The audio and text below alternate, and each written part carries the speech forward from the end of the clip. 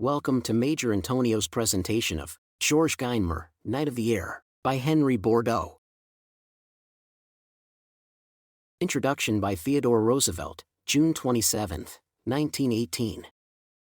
My dear Monsieur Bordeaux, I count the American people fortunate in reading any book of yours. I count them fortunate in reading any biography of that great hero of the air, Guynemer. And thrice over I count them fortunate to have such a book written by you on such a subject. You, sir, have for many years been writing books peculiarly fitted to instill into your countrymen the qualities which during the last 48 months have made France the wonder of the world. You have written with such power and charm, with such mastery of manner and of matter, that the lessons you taught have been learned unconsciously by your readers, and this is the only way in which most readers will learn lessons at all. The value of your teachings would be as great for my countrymen as for yours. You have held up as an ideal for men and for women that high courage which shirks no danger when the danger is the inevitable accompaniment of duty. You have preached the essential virtues, the duty to be both brave and tender, the duty of courage for the man and courage for the woman. You have inculcated stern horror of the baseness which finds expression in refusal to perform those essential duties without which not merely the usefulness, but the very existence of any nation will come to an end.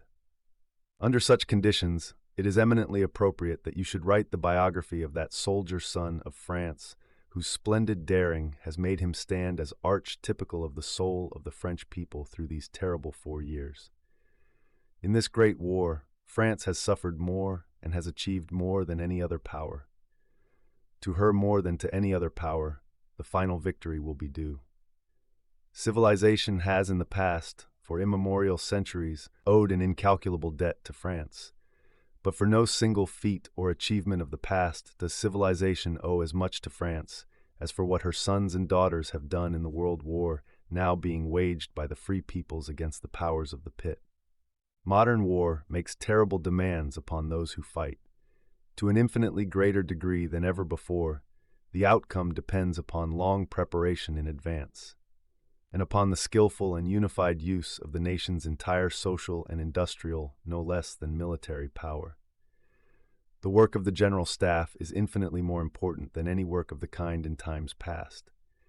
The actual machinery of both is so vast, delicate, and complicated that years are needed to complete it. At all points we see the immense need of thorough organization and of making ready far in advance of the day of trial. But this does not mean that there is any less need than before of those qualities of endurance and hardihood, of daring and resolution, which in their sum make up the stern and enduring valor which ever has been and ever will be the mark of mighty victorious armies. The air service in particular is one of such peril that membership in it is of itself a high distinction. Physical address, high training, entire fearlessness, iron nerve, and fertile resourcefulness are needed in a combination and to a degree hitherto unparalleled in war. The ordinary air fighter is an extraordinary man, and the extraordinary air fighter stands as one in a million among his fellows. Guynemer was one of these. More than this, he was the foremost among all the extraordinary fighters of all the nations who in this war have made the skies their battlefield. We are fortunate indeed in having you write his biography. Very faithfully yours, Theodore Roosevelt. Prologue. Guynemer has not come back. The news flew from one air escadrille to another, from the aviation camps to the troops, from the advance to the rear zones of the army, and a shock of pain passed from soul to soul in that vast army and throughout all France, as if, among so many soldiers menaced with death, this one alone should have been immortal. History gives us examples of such universal grief, but only at the death of great leaders whose authority and importance intensified the general mourning for their loss. Thus, Troy without Hector was defenseless. When Gaston de Foix, Duc de Nemours, surnamed the Thunderbolt of Italy, died at the age of 23 after the victory of Ravenna, the French transalpine conquests were endangered. The bullet which struck Turenne at Salzbach also menaced the work of Louis XIV. But Guynemer had nothing but his airplane, a speck in the immense spaces filled by the war. This young captain, though without an equal in the sky, conducted no battle on land. Why, then, did he alone have the power, like a great military chief, of leaving universal sadness behind him? A little child of France has given us the reason. Among the endless expressions of the nation's mourning, this letter was written by the school mistress of a village in Franche-Comté, Mademoiselle S. of Bouclan, to the mother of the aviator. Madame, you have already received the sorrowful and grateful sympathy of official France and of France as a nation. I am venturing to send you the naive and sincere homage of young France as represented by our school children at Bouclan. Before receiving from our chiefs the suggestion, of which we learn today, we had already, on the 22nd of October, consecrated a day to the memory of our hero Guynemer, your glorious son. I send you enclosed an exercise by one of my pupils chosen at random, for all of them are animated by the same sentiments.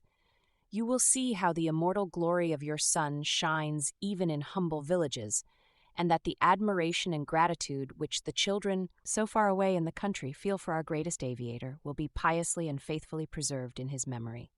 May this sincere testimony to the sentiments of childhood be of some comfort in your grief, to which I offer my most profound respect. The schoolmistress of Bouclan's CS. And this is the exercise written by Paul Bailly, aged 11 years and 10 months. Guynemer is the Roland of our epoch. Like Roland, he was very brave, and like Roland, he died for France. But his exploits are not a legend like those of Roland, and in telling them just as they happened, we find them more beautiful than any we could imagine. To do honor to him, they are going to write his name in the Pantheon among the other great names. His airplane has been placed in the Invalides. In our school, we consecrated a day to him. This morning, as soon as we reached the school, we put his photograph up on the wall. For our moral lesson, we learned by heart his last mention in the dispatches. For our writing lesson, we wrote his name, and he was the subject for our theme. And finally, we had to draw an airplane. We did not begin to think of him only after he was dead. Before he died, in our school, every time he brought down an airplane, we were proud and happy. But when we heard that he was dead, we were as sad as if one of our own family had died. Roland was the example for all the knights in history. Guynemer should be the example for Frenchmen now, and each one will try to imitate him, and will remember him as we have remembered Roland. I especially, I shall never forget him, for I shall remember that he died for France, like my dear papa. This little French boy's description of Guynemer is true and, limited as it is, sufficient. Guynemer is the modern Roland, with the same redoubtable youth and fiery soul. He is the last of the knights errant, the first of the new knights of the air. His short life needs only accurate telling to appear like a legend. The void he left is so great because every household had adopted him. Each one shared in his victories, and all have written his name among their own dead. Guynemer's glory to have so ravished the minds of children must have been both simple and perfect, and as his biographer I cannot dream of equaling the young Paul Bailly. But I shall not take his hero from him. Guynemer's life falls naturally into the legendary rhythm, and the simple and exact truth resembles a fairy tale. The writers of antiquity have mourned in touching accents the loss of young men cut down in the flower of their youth. The city, sighs Pericles, has lost its light, the year has lost its spring. Theocritus and Ovid in turn lament the short life of Adnus, whose blood was changed into flowers. And in Virgil, the father of the gods, whom Pallas supplicates before facing Turnus, warns him not to confound the beauty of life with its length. The days of man are numbered, and his lifetime short and irrecoverable. But to increase his renown by the quality of his acts, this is the work of virtue. No fabulous personage of antiquity made more haste than Guynemer to multiply the exploits that increased his glory. But the enumeration of these would not furnish a key to his life, nor explain either that secret power he possessed or the fascination he exerted. It is not always the most brilliant actions which best expose the virtues or vices of men. Some trifle, some insignificant word or jest often displays the character better than bloody combats, pitched battles, or the taking of cities. Also, as portrait painters try to reproduce the features and expression of their subjects as the most obvious presentment of their characters, and without troubling about the other parts of the body, so we may be allowed to concentrate our study upon the distinctive signs of the soul. I then shall especially seek out these distinctive signs of the soul. Guynemer's family has confided to me his letters, his notebooks of flights, and many precious stories of his childhood, his youth, and his victories. I have seen him in camps, like the Cid Campeador, who made the swarm of singing victories fly, with wings outspread above his tents. I have had the good fortune to see him bring down an enemy airplane, which fell in flames on the bank of the river Vesle. I have met him in his father's house at Compiègne, which was his bivar. Almost immediately after his disappearance, I passed 2 night watches, as if we sat beside his body, with his comrades, talking of nothing but him. Troubled night watches in which we had to change our shelter, for Dunkirk and the aviation field were bombarded by moonlight. In this way, I was enabled to gather much scattered evidence, which will help, perhaps, to make clear his career. But I fear, and offer my excuses for this, to disappoint professional members of the Aviation Corps, who will find neither technical details nor the competence of the specialist. One of his comrades of the air, and I hope it may be one of his rivals in glory, should give us an account of Guynemer in action. The biography which I have attempted to write seeks the soul for its object rather than the motor, and the soul too has its wings. France consented to love herself in Guynemer, something which she is not always willing to do.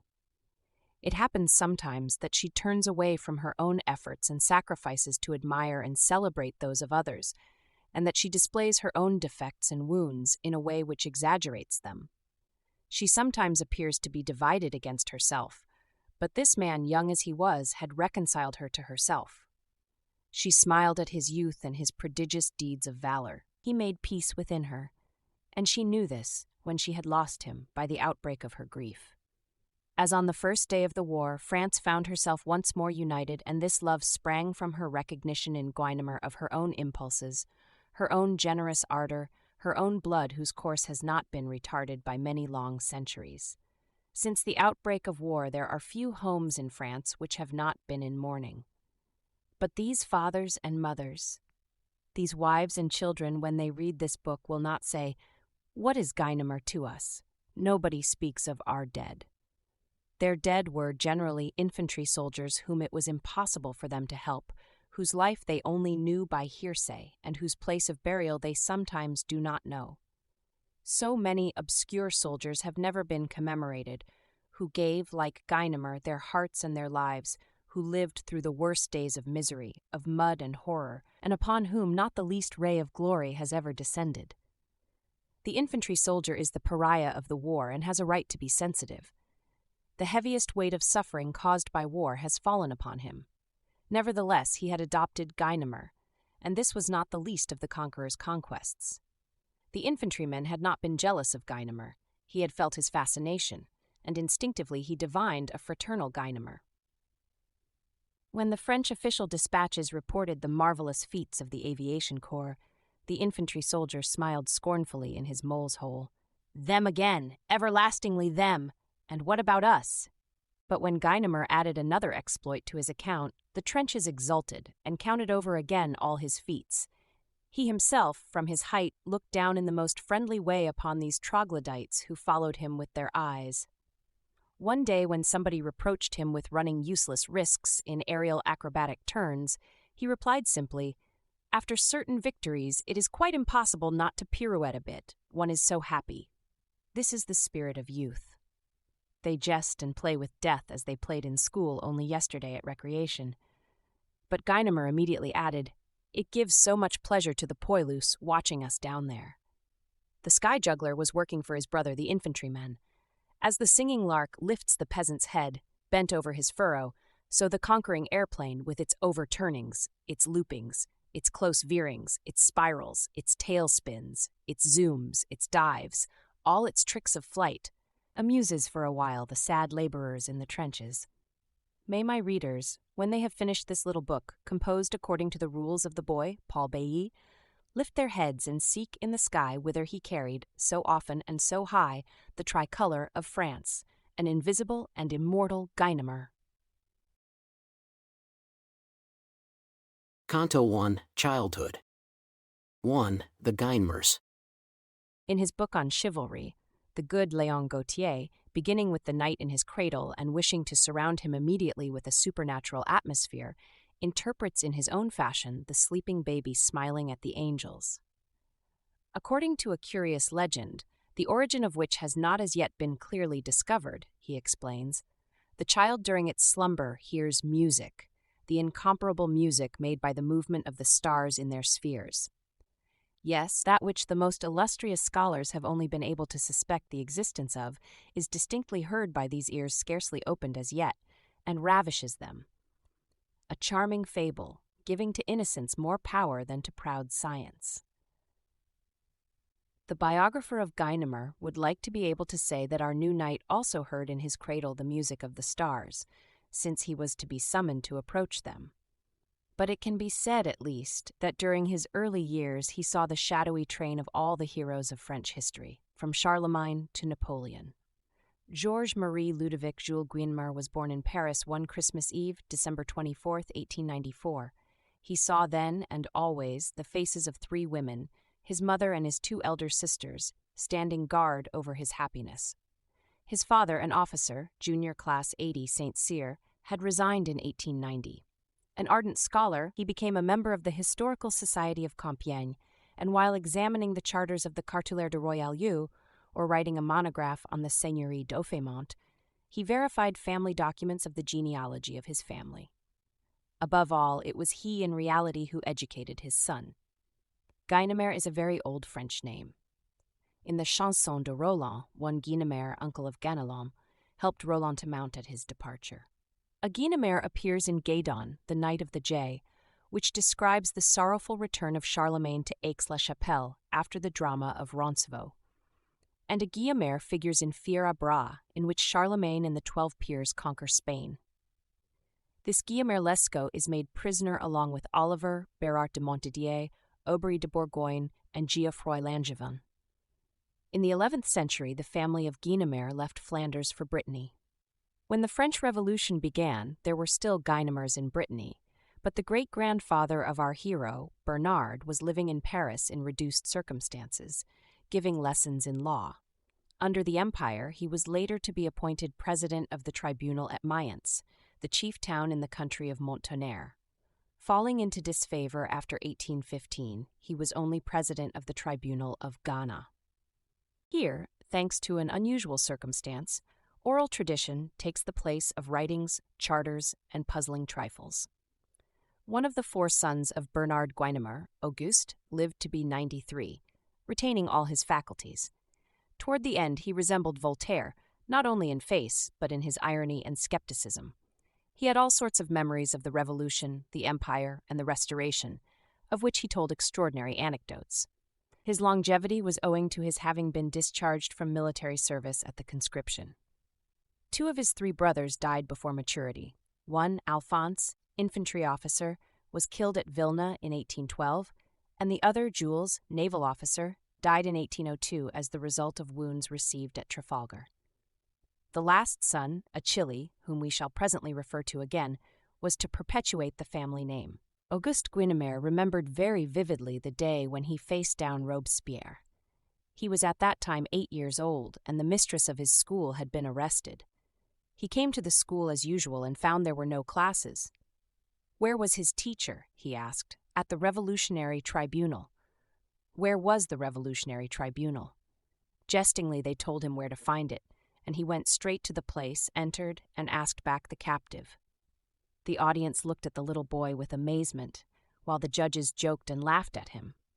But without being discomposed, he explained the purpose of his visit. The incident put Robespierre in good humor, and he told the child that his teacher had not taught him anything. Immediately, as a proof of the contrary, the youngster began to recite his lessons. Robespierre was so delighted that, in the midst of general laughter, he lifted up the boy and kissed him. The prisoner was restored to him, and the school reopened.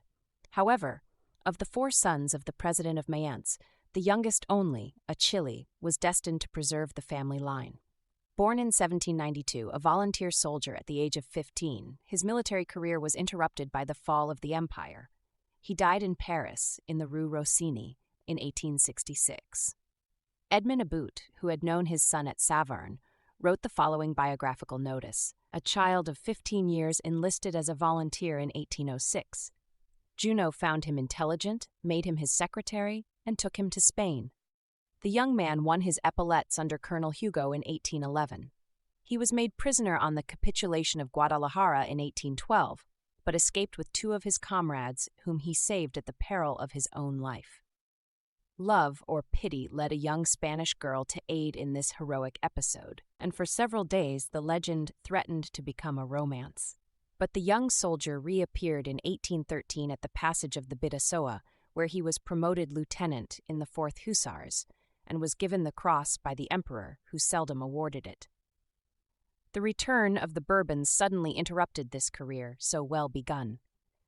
The young cavalry officer then undertook the business of maritime insurance, earning honorably a large fortune, which he spent with truly military generosity, strewing his road with good deeds.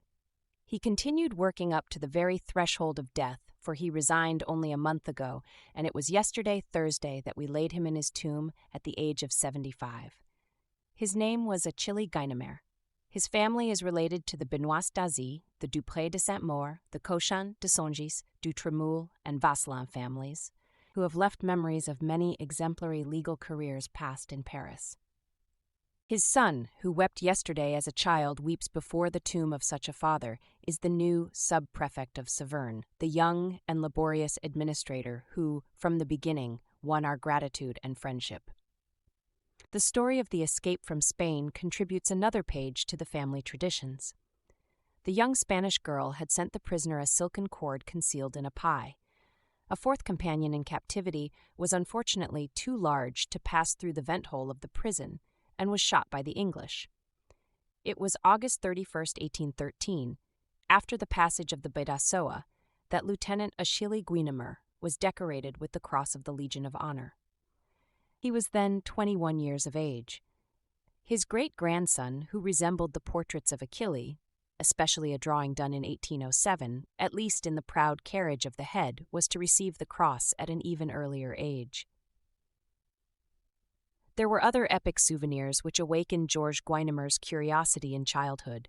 He was shown the sword and snuff-box of General Count de Songis, brother of his paternal grandmother. This sword of honor had been presented to the general by the convention when he was merely a captain of artillery for having saved the cannon of the fortress at Valenciennes, though it is quite true that Dumouriez, for the same deed, wished to have him hanged. The snuff-box was given him by the emperor for having commanded the passage of the Rhine during the Ulm campaign. Achille Guynemer had 2 sons. The elder, Amédée, a graduate of the École Polytechnique, died at the age of 30 and left no children. The second, Auguste, was sub-prefect of Saverne under the Second Empire, and, resigning this office after the War of 1870, he became vice-president of the Society for the Protection of Alsatians and Lorrainers, the president of which was the Count Tausonville. He had married a young Scottish lady, Miss Lyon, whose family included the Earls of Strathmore, among whose titles were those of Glamis and Cawdor, mentioned by Shakespeare in Macbeth. As we have already seen, only one of the 4 sons of the President of Mayence, the hero of the Bidasoa, had left descendants. His son is Monsieur Paul Guynemer, former officer and historian of the Cartulaire de Royaulieu and of the Seigneurie d'Aufemont, whose only son was the aviator. The race whose history is lost far back in the Chanson de Roland and the Crusades, which settled in Flanders and then in Brittany, but became, as soon as it left the provinces for the capital, nomadic, changing its base at will from the garrison of the officer to that of the official, seems to have narrowed and refined its stock and condensed all the power of its past, all its hopes for the future, in one last offshoot. There are some plants, like the aloe, which bear but 1 flower, and sometimes only at the end of 100 years. They prepare their sap, which has waited so long, and then from the heart of the plant issues a long, straight stem, like a tree whose regular branches look like forged iron. At the top of this stem opens a marvelous flower, which is moist and seems to drop tears upon the leaves, inviting them to share its grief for the doom it awaits. When the flower is withered, the miracle is never renewed. Guynemer is the flower of an old French family. Like so many other heroes, like so many peasants who, in this great war, have been the wheat of the nation, his own acts have proved his nobility. But the fairy sent to preside at his birth laid in his cradle certain gilded pages of the finest history in the world: Roland, the Crusades, Brittany and Duguesclin, the Empire, and Alsace. 2. Holman College. One of the generals best loved by the French troops, General de M., a learned talker and charming moralist, who always seemed in his conversation to wander through the history of France like a sorcerer in a forest, weaving and multiplying his spells, once recited to me the short prayer he had composed for grace to enable him to rear his children in the best way. Monseigneur Saint Louis, Messire Duguesclin, Messire Bayard, help me to make my sons brave and truthful. So was Georges Guynemer reared in the cult of truth and taught that to deceive is to lower oneself. Even in his infancy, he was already as proud as any personage. His early years were protected by the gentle and delicate care of his mother and his 2 sisters, who hung adoringly over him and were fascinated by his strange black eyes. What was to become of a child whose gaze was difficult to endure, and whose health was so fragile? For when only a few months old, he had almost died of infantile enteritis. His parents had been obliged to carry him hastily to Switzerland, and then to Hyères, and to keep him in an atmosphere like that of a hothouse. Petted and spoiled, tended by women, like Achilles at Syros among the daughters of Lycomedes, would he not bear all his life the stamp of too softening an education? Too pretty and too frail with his curls and his dainty little frock. He had an air de princesse. His father felt that a mistake was being made, and that this excess of tenderness must be promptly ended. He took the child on his knees. A scene as trifling as it was decisive was about to be enacted. "I almost feel like taking you with me, where I am going." "Where are you going, father?" "There, where I am going, there are only men. I want to go with you." The father seemed to hesitate, and then to decide, "After all, it's too early is better than too late. Put on your hat, I shall take you." He took him to the hairdresser. "I am going to have my hair cut. How do you feel about it?" "I want to do like men." The child was set upon a stool where, in the white combing cloth with his curly hair, he resembled an angel done by an Italian primitive. For an instant the father thought himself a barbarian, and the barber hesitated, scissors in air, as before a crime. They exchanged glances. Then the father stiffened and gave the order. The beautiful curls fell. But now it became necessary to return home, and when his mother saw him, she wept. "I am a man," the child announced peremptorily. He was indeed to be a man, but he was to remain for a long time also a mischievous boy, nearly, in fact, until the end. When he was 6 or 7 years old, he began to study with the teacher of his sisters, which was convenient and agreeable, but meant the addition of another petticoat. The fineness of his feelings, his fear of having wounded any comrade, which were later to inspire him in so many touching actions, were the result of this feminine education. His walks with his father, who already gave him much attention, brought about useful reactions. Compiègne is rich in the history of the past. Kings were crowned there, and kings died there. The Abbey of St. Corneille, sheltered perhaps, it's the holy winding sheet of Christ. Treaties were signed at Compiègne, and there magnificent fetes were given by Louis XIV, Louis XV, Napoleon I, and Napoleon III. And even in 1901, the child met Tsar Nicholas and Tsarina Alexandra, who were staying there. So the palace and the forest spoke to him of a past which his father could explain. And on the Place de l'Hôtel de Ville, he was much interested in the bronze statue of the young girl, bearing a banner. "Who is it?" "Jeanne d'Arc." Georges Guynemer's parents renounced the woman teacher, and in order to keep him near them, entered him as a day scholar at the Lyceum of Compiègne. Here the child worked very little. M. Paul Guynemer, having been educated at Stanislas College in Paris, wished his son also to go there. Georges was then 12 years old. In a photograph of the pupils of the 5th Green class, wrote a journalist in the Journal des Débats, who had had the curiosity to investigate Georges' college days, may be seen a restless-looking little boy, thinner and paler than the others, whose round black eyes seemed to shine with a somber brilliance. These eyes, which 8 or 10 years later were to hunt and pursue so many enemy airplanes, are passionately self-willed. The same temperament is evident in a snapshot of this same period, in which George is seen playing at war. The college registers of this year tell us that he had a clear, active, well-balanced mind, but that he was thoughtless, mischief-making, disorderly, careless, that he did not work and was undisciplined, though without any malice, that he was very proud and ambitious to attain first rank, a valuable guide in understanding the character of one who became the ace of aces. In fact, at the end of the year, young Guynemer received the first prize for Latin translation, the first prize for arithmetic, and 4 honorable mentions. The author of the Débat article, who is a scholar, recalls Michelet's mot, "The Frenchman is that naughty child characterized by the good mother of Duguesclin as the one who is always fighting the others. But the best portrait of Guynemer as a child I find in the unpublished notes of Abbé Chesnay, who was division prefect at Stanislas College during the 4 years which Guynemer passed there." The Abbé Chesnay had divined this impassioned nature and watched it with troubled sympathy. His eyes vividly expressed the headstrong, fighting nature of the boy, he says of his pupil. He did not care for quiet games, but was devoted to those requiring skill, agility, and force. He had a decided preference for a game highly popular among the younger classes, La Petite Guerre. The class was divided into 2 armies, each commanded by a general chosen by the pupils themselves, and having officers of all ranks under his orders. Each soldier wore on his left arm a movable brassard. The object of the battle was the capture of the flag, which was set up on a wall, a tree, a column, or any place dominating the courtyard.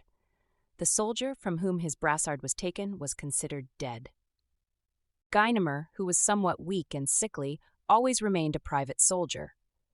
His comrades, appreciating the value of having a general with sufficient muscular strength to maintain his authority, never dreamed of placing him at their head. The muscle, which he lacked, was a necessity, but when a choice of soldiers had to be made, he was always counted among the best, and his name called among the first. Although he had not much strength, he had agility, cleverness, a quick eye, caution, and a talent for strategy.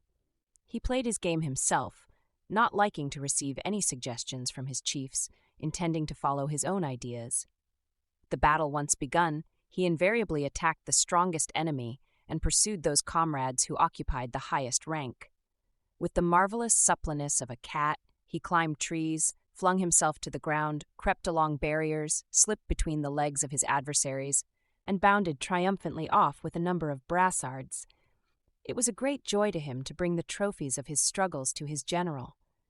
With radiant face, and with his 2 hands resting on his legs, he looked mockingly at his adversaries who had been surprised by his cleverness.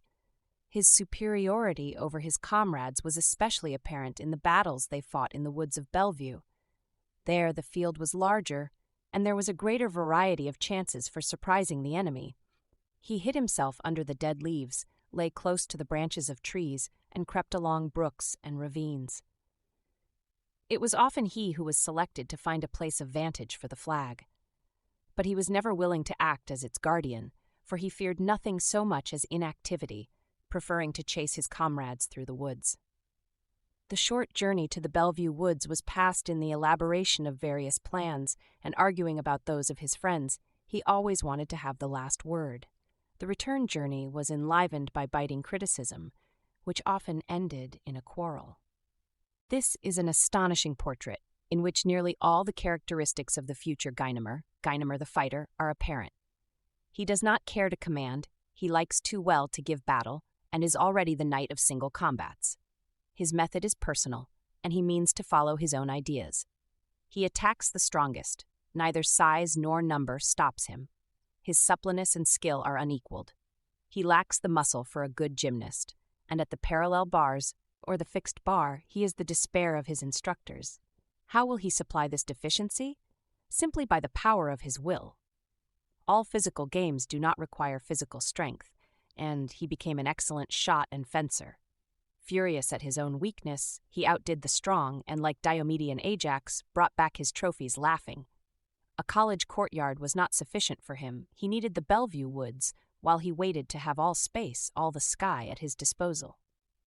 So the warlike infancy of a Guynemer is like that of a Roland, a Duguesclin, a Bayard. All are ardent hearts with indomitable energy, upright souls developing early, whose passion it was only necessary to control. The youth of Guynemer was like his childhood. As a student of higher mathematics, his combative tendencies were not at all changed. At recreation, he was very fond of roller skating, which in his case gave rise to many disputes and much pugilism. Having no respect for boys who would not play, he would skate into the midst of their group, pushing them about, seizing their arms and forcing them to waltz round and round with him like weathercocks. Then he would be off at his highest speed, pursued by his victims. Blows were exchanged, which did not prevent him from repeating the same thing a few seconds later. At the end of recreation, with his hair disordered, his clothes covered with dust, his face and hands muddy, Guynemer was exhausted, but the strongest of his comrades could not frighten him. On the contrary, he attacked these by preference. The masters were often obliged to intervene and separate the combatants. Guynemer would then straighten up like a cock, his eyes sparkling and obtruding, and, unable to do more, would crush his adversary with piquant and sometimes cutting words uttered in a dry, railing voice. Talking, however, was not his forte, and his nervousness made him sputter. His speech was vibrant, trenchant, like hammer strokes, and he said things to which there was no answer. He had a horror of discussion. He was already all action. This violence and frenzied action would have driven him to the most unreasonable and dangerous audacity if they had not been counterbalanced by his sense of honor. He was one of those, wrote a comrade of Guynemer's, Monsieur Jean Constantin, now lieutenant of artillery, for whom honor is sacred and must not be disregarded under any pretext, and in his life, in his relations with his comrades, his candor and loyalty were only equaled by his goodness. Often, in the midst of our games, some dispute arose. Where are the friends who have never had a dispute? Sometimes we were both so obstinate that we fought, but after that he was willing to renounce the privilege of the last word. He never could have endured bringing trouble upon his fellow students. He never hesitated to admit a fault, and, what is much better, once when one of his comrades, who was a good student, had inadvertently made a foolish mistake which might have lowered his marks, I saw Georges accuse himself and take the punishment in his place. His comrade never knew anything about it, for Georges did that sort of thing almost clandestinely, and with the simplicity and modesty which were always the great charm of his character. This sense of honor he had drawn in with his mother's milk, and his father had developed it in him. Everything about him indicated pride. The upright carriage of his head, the glance of his black eyes which seemed to pierce the objects he looked at. He loved the Stanislas uniform, which his father had worn before him, and which had been worn by Gouraud and Baratier, whose fame was then increasing, and Rostand then in all the new glory of Cyrano and L'Aiglon. He had an exact appreciation of his own dignity. Though he listened attentively in class, he would never ask for information or advice from his classmates. He hated to be trifled with, and made it understood that he intended to be respected. Never in all his life did he have a low thought. If he ever varied from the nobleness which was natural to him, silence was sometimes sufficient to bring him to himself. With a mobile face, full of contrasts, he was sometimes the roguish boy who made the whole class shake with laughter, and involved it in a whirlwind of games and tricks, and at others the serious, thoughtful pupil, who was considered to be self-absorbed, distant, and not inclined to reveal himself to anybody.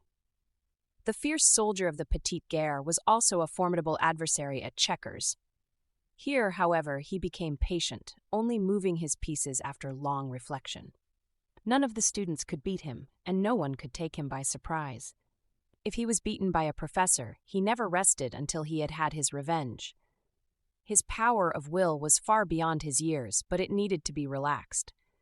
To study and win to the head of his class was nothing for his lively intelligence, but his health was always delicate. He would appear wrapped in cloaks, comforters, waterproof coats, and then vanish into the infirmary. This boy, who did not fear blows, bruises, or falls, was compelled to avoid draughts and to diet. Nobody ever heard him complain, nor was anyone ever to do so.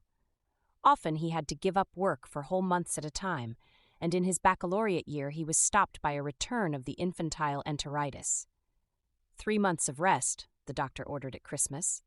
You will do your rhetoric over again next year, said his father, who came to take him home. Not at all, said the boy. The boys shall not get ahead of me. A childish boast which passed unnoticed. At the end of 3 months of rest and pleasant walks around Compiègne, the child remarked, The 3 months are up, and I mean to present myself in July. You haven't time. It is impossible, he insisted. So they discovered at Compiègne the Pierre Dailly School, in a building which since then has been ruined by a shell. It was his idea to attend these classes as a day scholar, just for the pleasure of it. He promised to continue to take care of himself at home, and in the month of July at the age of 15 he took his bachelor degree with mention. But the bow cannot long remain bent, and hence certain diversions of his, ending sometimes in storms, but not caused by any ill will on his part, for it was repugnant to him to give others pain. The following autumn he returned to Stanislas College and resumed his school exploits. Vexed to find that a place had been reserved for him near the professor, under the certainly justified pretext that he was too much inclined to talk, again writes Abbé Chesnay, he was resolved to talk all the same, whenever he pleased. With the aid of pins, pens, wires, and boxes, he soon set up a telephone which put him into communication with the boy whose desk was farthest away. He possessed tools necessary for any of his tricks, and his desk was a veritable bazaar. Copybooks, books, penholders, and paper were mixed pell-mell with the most unlikely objects, such as fragments of fencing foils, drugs, chemical products, oil, grease, bolts, skate wheels, and tablets of chocolate. In one corner, carefully concealed, were some glass tubes which awaited a favorable moment for projecting against the ceiling a ball of chewed paper. Attached to this ball, a paper personage cut out of a copybook cover danced feverishly in space. When this grotesque figurine became quiet, another paper ball, shot with great skill, renewed the dancing to the great satisfaction of the young marksman. Airplanes made of paper were also hidden in this desk, awaiting the propitious hour for launching them, and the professor's desk sometimes served as their landing place. Everything, indeed, was to be found there, but in such disorder that the owner himself could never find them. Who has not seen him hunting for a missing exercise in a copybook full of scraps of paper? It is time to go to class. With his head hidden in his desk, he turns over all its contents in great haste, upsetting a badly closed ink bottle over his books and copybooks. The master calls him to order, and he rushes out well behind all the rest of the boys. He was not one of those ill-intentioned boys whose sole idea is to disturb the class and hinder the work of his comrades. Nor was he a ringleader. He acted entirely on his own account, and for his own satisfaction. His practical jokes never lasted long, and did not interrupt the work of others. His upright, frank, and honest nature always led him to acknowledge his own acts when the master attributed them by mistake to the wrong boys. He never allowed any comrade to take his punishment for him, but he knew very well how to extricate himself from the greatest difficulties. His candor often won him some indulgence. If he happened to be punished by a timorous master, he assumed a terrible facial expression and tried to frighten him. But when, on the contrary, he found himself in the presence of a man of energy, he pleaded extenuating circumstances and persevered until he obtained the least possible punishment. He never resented the infliction of just punishment, but suffered very much when punished in public. On the day when the class marks were read aloud, if he suspected that his own were to be bad, he took refuge in the infirmary to avoid the shame of public exposure. Honor for him was not a vain word. His tendency, after taking his bachelor's degree, was towards science. He was ambitious to enter the École Polytechnique and join the special mathematics class. Even when very young, he had shown particular aptitude for mechanics and a gift for invention which we have seen exercised in his practical jokes as a student. When he was only 4 or 5 years old, he constructed a bed out of paper, which he raised by means of cords and pulleys. He passed whole hours, says his Stanislas classmate, Lieutenant Constantin, in trying to solve a mathematical problem or studying some question which had interested him without knowing what went on around him. But as soon as he had solved his problem, or learned something new, he was satisfied and returned to the present. He was particularly interested in everything connected with the sciences. His greatest pleasure was to make experiments in physics or chemistry. He tried everything which his imagination suggested. Once he happened to produce a detonating mixture which made a formidable explosion, but nothing was broken except a few windows.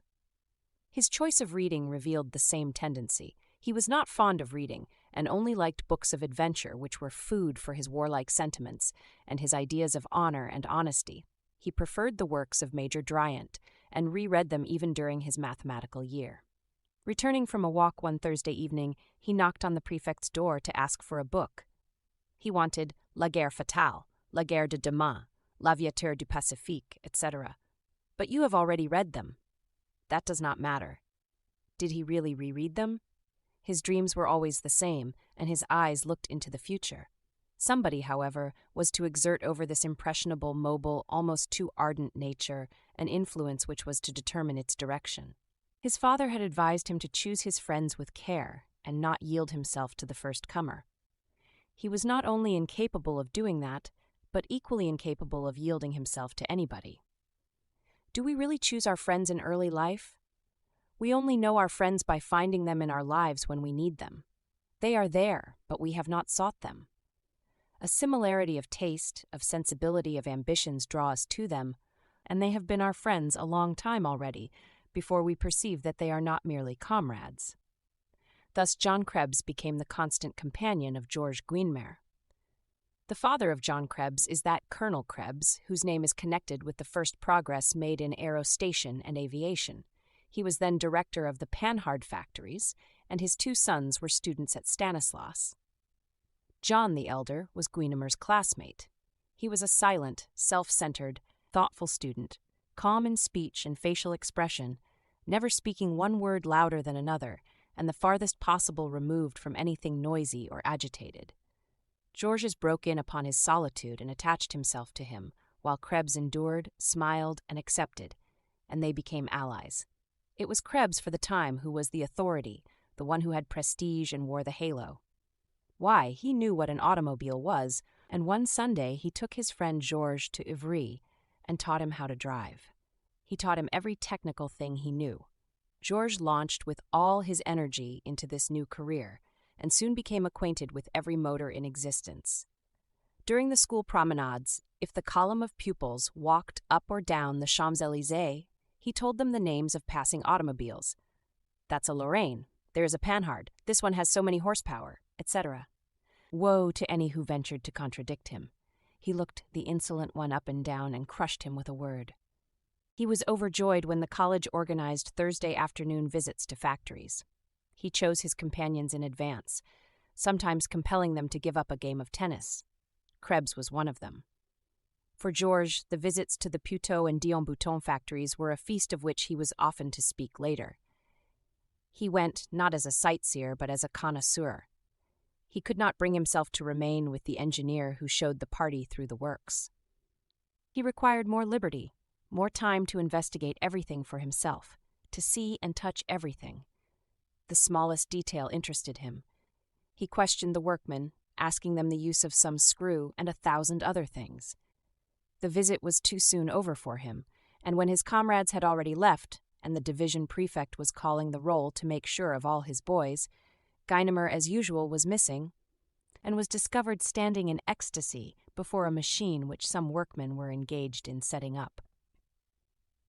The opening weeks of the Automobile and Aviation exhibition were a period of comparative tranquility for his masters.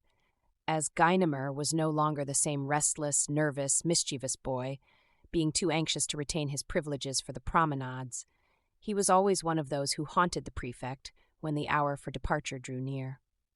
He was impatient to know where they were to go. "Where are we going? Shall you take us to the Grand Palais, the Automobile and Aviation exhibition? Wouldn't you be a brick?" When they arrived, he was not one of those many curious people who circulate aimlessly around the stands with their hands in their pockets, without reaping anything but fatigue, like a cyclist on a circular track. His plans were all made in advance, and he knew where the stand was which he meant to visit.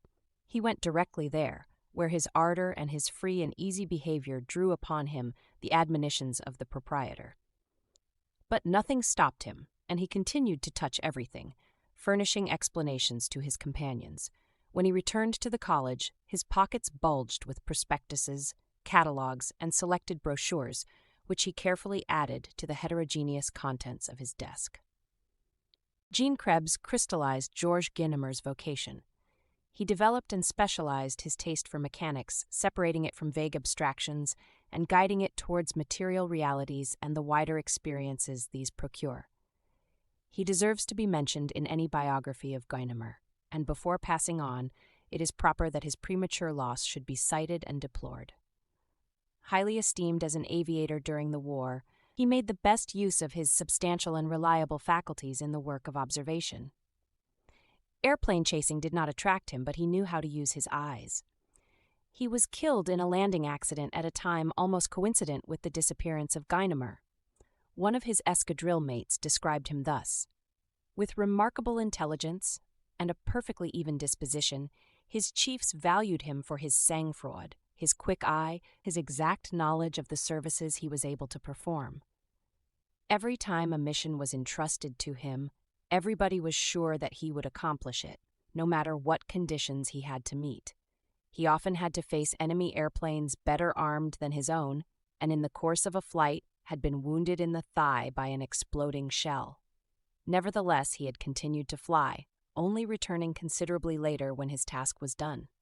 His death has left a great void in this escadrille. Men like him are difficult to replace." Thus, the immoderate Guynemer had for his first friend a comrade who knew exactly his own limits. Guynemer could save Jean Krebs from his excess of literal honesty by showing him the enchantment of his own ecstasies, but Jean Krebs furnished the motor for Guynemer's ambitious young wings.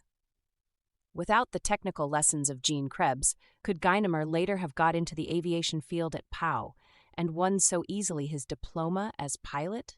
Would he have applied himself so closely to the study of his tools and the perfecting of his machine?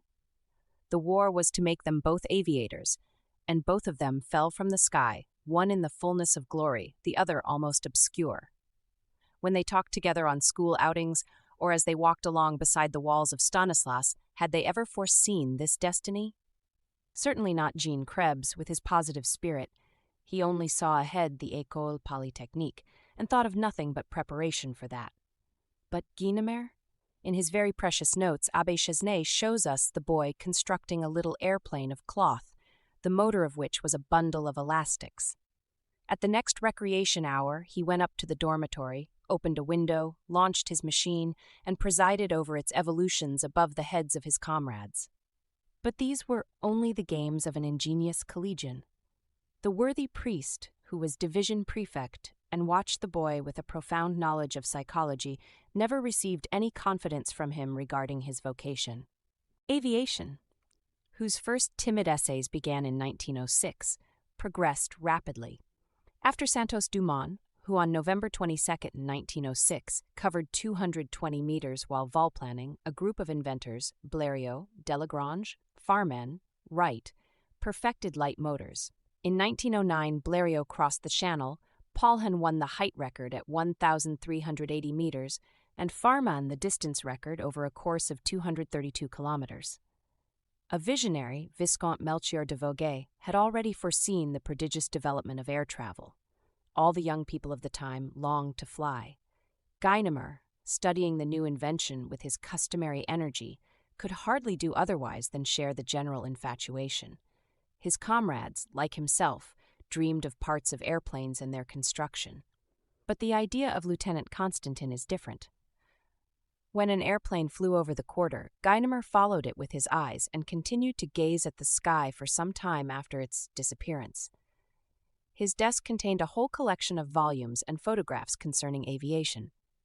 He had resolved to go up some day in an airplane, and as he was excessively self-willed, he tried to bring this about by every means in his power.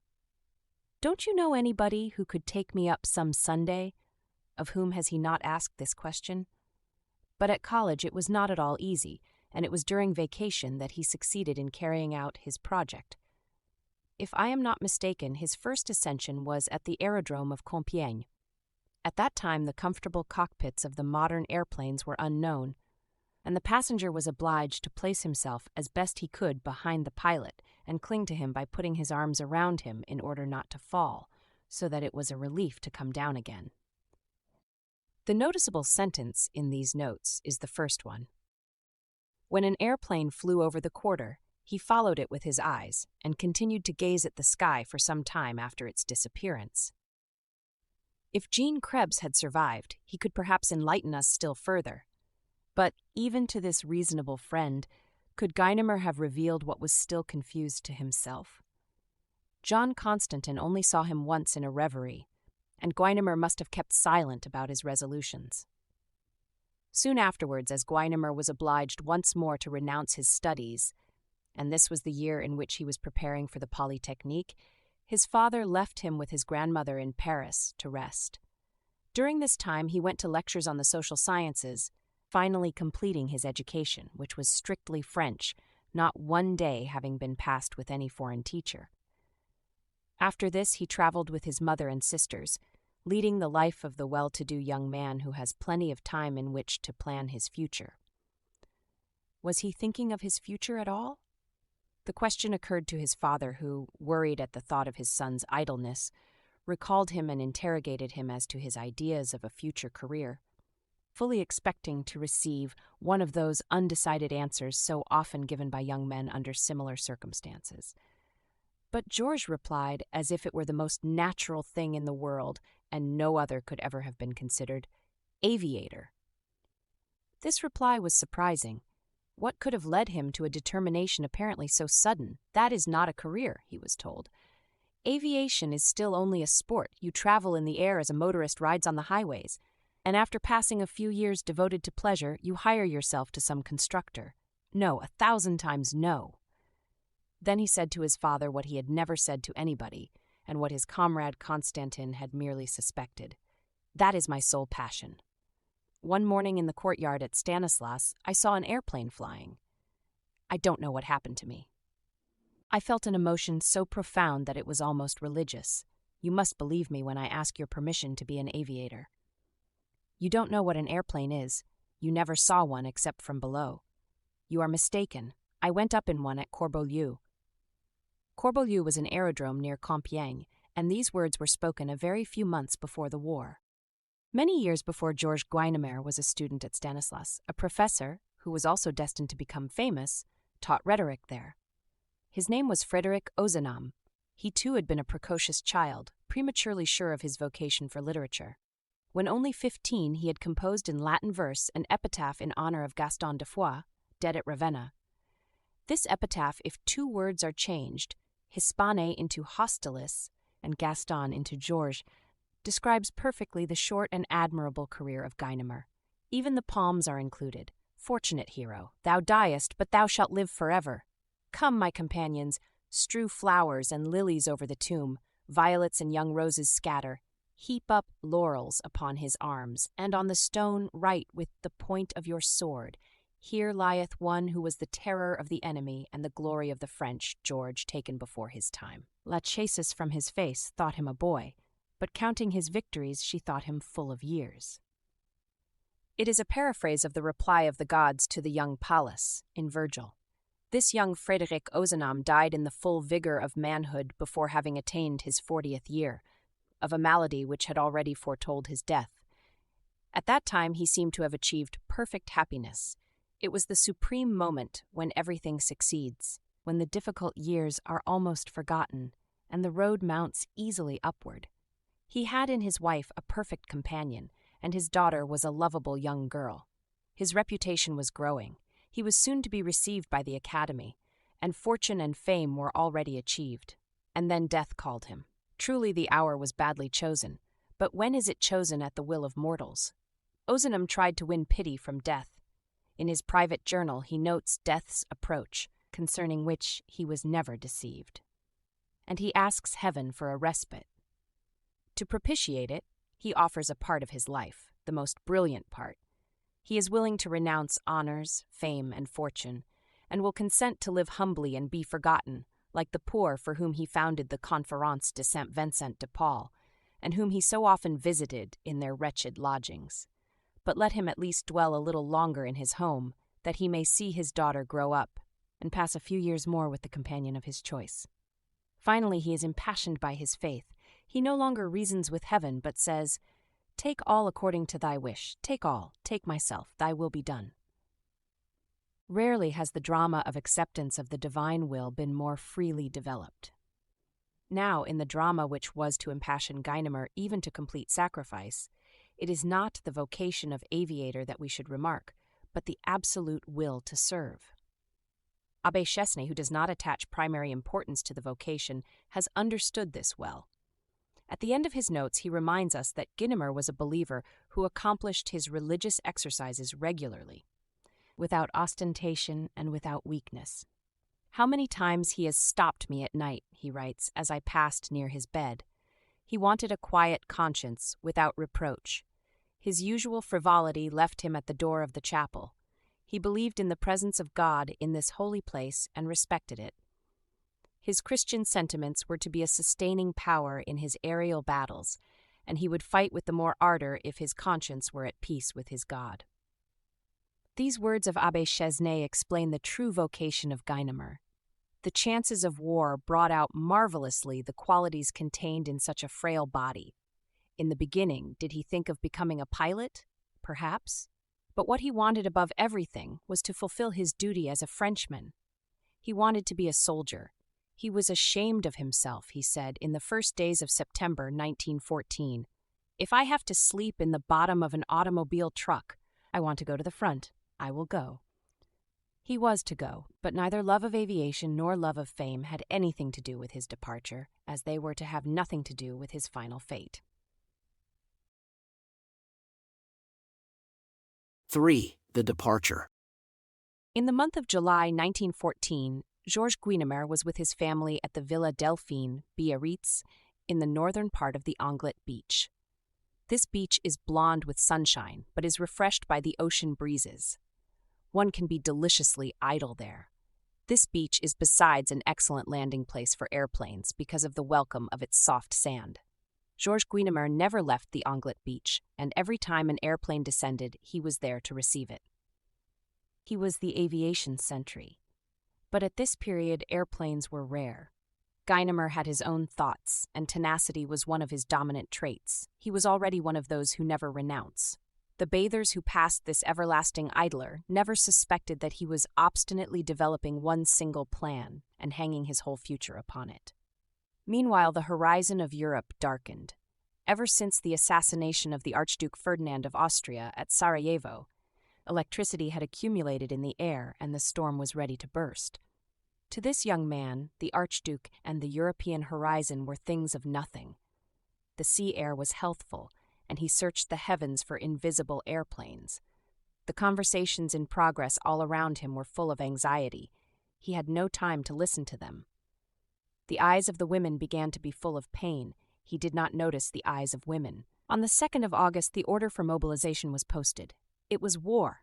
Then Guynemer rid himself of his dream, as if it were something unreal, and broke off brusquely all his plans for the future. He was entirely possessed by another idea, which made his eyes snap fire and wrinkled his forehead. He rushed to his father and without taking breath announced, "I am going to enlist." "You are lucky." "Well, then, you authorize me. I envy you." He had feared to be met with some parental objection on account of the uncertain health which had so often thwarted him, and had postponed his preparation for the École Polytechnique. Now he felt reassured. Next day he was at Bayonne, getting through all the necessary formalities. He was medically examined and postponed. The doctors found him too tall, too thin. No physiological defect, but a child's body in need of being developed and strengthened. In vain, he supplicated them. They were pitiless. He returned home grieved, humiliated, and furious. The Villa Delphine was to know some very uncomfortable days. His family understood his determination and began to have fears for him, and he returned to the charge and attacked his father with insistence, as if his father were all-powerful and could, if he would, compel them to accept his son's services for la patrie. "If you would help me, I should not be put off."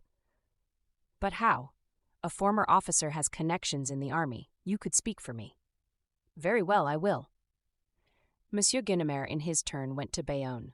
From that date, indeed from the first day of war, he had promised himself never to set obstacles in the way of his son's military service, but to favor it upon all occasions. He kept his word, as we shall see later, at whatever cost to himself. The recruiting major listened to his request.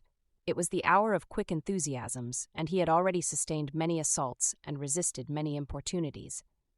Monsieur, he now said, you may well believe that I accept all who can serve. I speak to you as a former officer.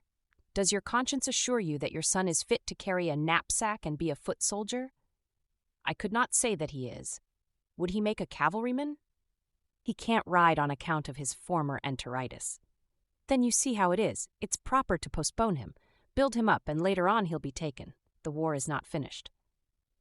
As Georges had been present at this interview, he now saw himself refused a second time. He returned with his father to Biarritz, pale, silent, unhappy, and altogether in such a state of anger and bitterness that his face was altered. Nothing consoled him, nothing amused him. On those magnificent August days, the sea was a waste of sunshine, and the beach was an invitation to enjoy the soft summer hours. But he did not go to the beach, and he scorned the sea. His anxious parents wondered if, for the sake of his health, it would not be easier to see him depart. As for them, it was their fate to suffer in every way. Ever since the mobilization, Georges Guynemer had had only one thought: to serve. To serve, no matter where, no matter how, no matter in what branch of the service, but to leave. To go to the front, and not stay there at Biarritz like those foreigners who had not left, or like those useless old men and children who were now all that remained of the male population. Many trains had carried off the first recruits, trains decorated with flowers and filled with songs. The sons of France had come running from her farthest provinces, and a unanimous impulse precipitated them upon the assaulted frontier. But this impulse was perfectly controlled. The songs the men sang were serious and almost sacred. The nation was living through one of her greatest hours and knew it. With one motion she regained her national unity and renewed once more her youth. Meanwhile, the news that sifted in, little by little, caused intense anguish. Anguish, not doubt. The government had left Paris to establish itself at Bordeaux. The capital was menaced. The enemy had entered Compiègne. Compiègne was no longer ours. The Joan of Arc on the place of the Hôtel de Ville had Pickelhauben on her men-at-arms, and then the victory of the Marne lifted the weight that oppressed every heart. At the Villa Delphine news came that Compiègne was saved. Meanwhile, trains left carrying troops to reinforce the combatants, and Georges Guynemer had to live through all these departures, suffering and rebelling until he had a horror of himself. His comrades and friends were gone or had asked permission to go. His two first cousins, his mother's nephews, Guy and René de Saint-Quentin, had gone. One, a sergeant, was killed at the Battle of the Marne. The other, counselor to the embassy at Constantinople, returning in haste when war was declared, had taken his place as lieutenant of reserves and had been twice wounded at the Marne, by a ball in the shoulder and a shrapnel bullet in the thigh. Was it possible for him to stay there alone when the whole of France had risen? In the Chanson d'Aspremont, which is one of our most captivating chansons de geste, Charlemagne is leaving for Italy with his army and passes by Laon. In the Donjon, 5 children, one of whom is his nephew Roland, are imprisoned under the care of Turpin. The emperor, who knows them well, has had them locked up for fear they would join his troops. But when they hear the ivory horns sounding and the horses neighing, they are determined to escape. They try to cajole the porter, but he is adamant and incorruptible. This faithful servitor is immediately well beaten. They take away his keys, pass over his body, and are soon out of the prison. But their adventures are only beginning. To procure themselves horses, they attack and unhorse 5 Bretons, and to get arms, they repeat the same process. They are so successful that they manage to join the emperor's army before it has crossed the Alps. Will our new Roland allow himself to be outdistanced by these terrible children of former ages?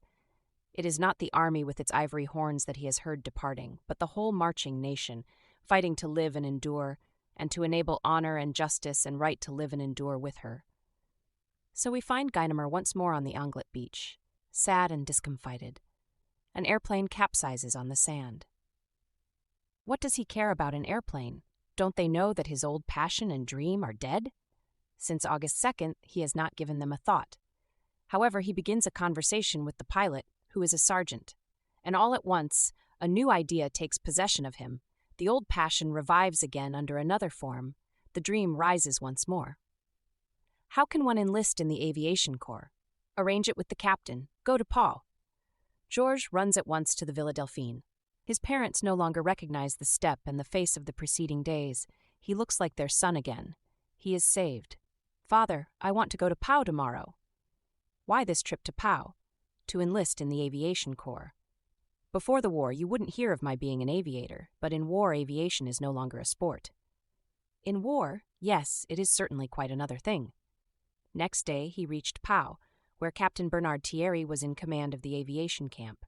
He forced his way through Captain Bernard Thierry's door over the expostulations of the sentries. He explained his case and pleaded his cause with such fire in his eyes that the officer was dazed and fascinated. From the tones of the captain's voice when he referred to the 2 successive rejections, Guynemer knew he had made an impression. As he had done at Stanislas when he wanted to soften some punishment inflicted by his master. So now he brought every argument to bear, one after another. But with how much more ardor he made this plea, for his future was at stake. He bewitched his hearer. And then suddenly he became a child again, imploring and ready to cry.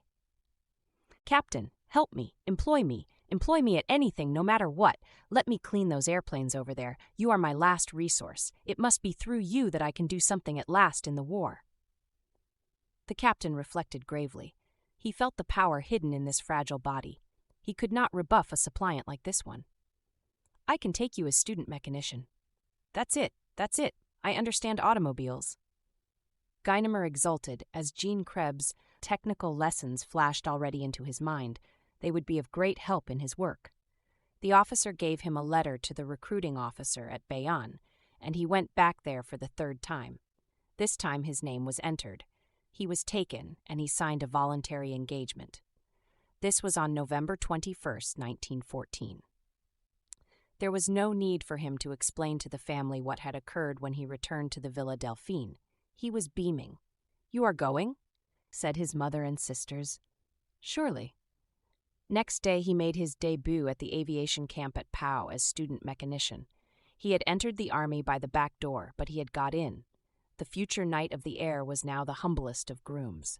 "I do not ask any favors for him," his father wrote to the captain. "All I ask is that he may perform any services he is capable of." He had to be tried and proved deserving, to pass through all the minor ranks before being worthy to wear the casque sacré. The petted child of Compiègne and the Villa Delphine had the most severe of apprenticeships. He slept on the floor and was employed in the dirtiest work about camp, cleaned cylinders and carried cans of petroleum. In this milieu, he heard words and theories which dumbfounded him, not knowing then that men frequently do not mean all that they say. On November 26th, he wrote Abbé Chesnay, "I have the pleasure of informing you that after 2 postponements during a vain effort to enlist, I have at last succeeded. Time and patience. I am writing you in the mess, while 2 comrades are elaborating social theories." Would he be able to endure this workman's existence? His parents were not without anxiety. They hesitated to leave Biarritz and return to their home in Compiègne in the Rue Saint-Lazare, on the edge of the forest, but, so far from being injured by manual labor, the child constantly grew stronger. In his case, spirit had always triumphed over matter and compelled it to obedience on every occasion. So now he followed his own object with indomitable energy. He took an airplane to pieces before mounting in it and learned to know it in every detail. His preparation for the École Polytechnique assured him a brilliant superiority in his present surroundings. He could explain the laws of mechanics and tell his wonderstruck comrades what is meant by the resultant of several forces and the equilibrium of forces, giving them unexpected notions about kinematics and dynamics. From the laboratory or industrial experiments then being made, he acquired, on his part, a knowledge of the resisting power of the materials used in aviation: wood, steel, steel wires, aluminum and its composites, copper, copper alloys and tissues. He saw things made, those famous wings that were one day to carry him up into the blue, with their longitudinal spars of ash or hickory, their ribs of light wood, their interior bracing of piano wire, their other bracing wires, and their wing covering. He saw the workmen prepare all the material for mortise and tenon work, saw them attach the tension wires, fit in the ends of poles, and finally connect together all the parts of an airplane: wings, rudders, motor, landing frame, body. As a painter grinds his colors before making use of them, so Guynemer's prelude to his future flights was to touch with his hands, those long white hands of the rich student, now tanned and callous, often coated with soot or grease, and worthy to be the hands of a laborer. Every piece, every bolt and screw of these machines which were to release him from his voluntary servitude. One of his future comrades, Sous-Lieutenant Marcel Vialet, who one day had the honor of bringing down 2 German airplanes in 10 minutes with 7 bullets, thus describes him at the POW school. I had already had my attention drawn to this little girl dressed in a private's uniform whom one met in the camp. His hands covered with castor oil, his face all stains, his clothes torn. I do not know what he did in the workshop, but he certainly did not add to its brilliance by his appearance. We saw him all the time hanging around the zincs. His highly interested little face amused us. When we landed, he watched us with such admiration and envy. He asked us endless questions and constantly wanted explanations. Without seeming to do so, he was learning. For a reply to some question about the art of flying, he would have run to the other end of the camp to get us a few drops of gasoline for our tanks. He was learning, and when he saw his way clear, he wanted to begin flying. New Year's Day arrived, that sad New Year's Day of the first year of the war. What gifts would he ask of his father? He would ask for help to win his diploma as pilot. "Don't you know somebody in your class at St. Cyr who could help me?" He always associated his father with every step he took in advance. The child had no fear of creating a conflict between his father's love for him and the service due to France. He knew very well that he would never receive from his father any counsel against his honor, and without pity he compelled him to facilitate his son's progress toward mortal danger. Certain former classmates of M. Guynemers at St. Cyr had, in fact, reached the rank of general, and the influence of one of them hastened Guynemer's promotion from student mechanician to student pilot, January 26, 1915. On this same date, Guynemer, soldier of the second class, began his first journal of flights. The first page is as follows: Wednesday, January 27, doing camp chores. Thursday, 28, IBID. Friday, 29, lecture and camp course. Saturday, 30, lecture at the Blériot Aerodrome. Sunday, 31, IBID Aerodrome. Monday, February 1st, went out 20 minutes on Blériot roller. The Blériot roller, called the Penguin because of its abbreviated wings, and which did not leave the ground, was followed on Wednesday, February 17th, by a 3-cylinder 25 Hp Blériot, which rose only 30 or 40 meters. These were the first ascensions before launching into space. Then came a 6-cylinder Blériot, and ascensions became more numerous. Finally, on Wednesday, March 10th, the journal records 2 flights of 20 minutes each on a Blériot 6-cylinder 50 HP, one at a height of 600 meters, the other at 800, with tacking and volplaning descents. This time the child sailed into the sky. Guynemer's first flight, then, was on March 10, 1915. This journal, with its 50 pages, ends on July 28, 1916, with the following statement. Friday, July 28th, round at the front. Attacked a group of 4 enemy airplanes and forced down one of them. Attacked a second group of 4 airplanes, which immediately dispersed. Chased one of the airplanes and fired about 250 cartridges. The Boche dived and seemed to be hit. When I shot the last cartridges from the Vickers, one blade of the screw was perforated with bullet holes. The dislocated motor struck the machine violently and seriously injured it. Volplaned down to the aerodrome of Chipoli without accident. A marginal note states that the aeroplane which seemed to be hit was brought down and that the English staff confirmed its fall. This victory of July 28, 1916 on the Somme was Guynemer's 11th, and at that time he had flown altogether 348 hours, 25 minutes. This journal of 50 pages enables us to measure the distance covered. impassioned young people. You who in every department of achievement desire to win the trophies of a Guynemer, never forget that your progress on the path to glory begins with doing chores. This concludes today's reading of Georges Guynemer, Knight of the Air, by Henry Bordeaux. Join us also the day after tomorrow for the subsequent chapter, or download the entire audiobook from our webshop at Intonio.net. Thank you for listening, and so long.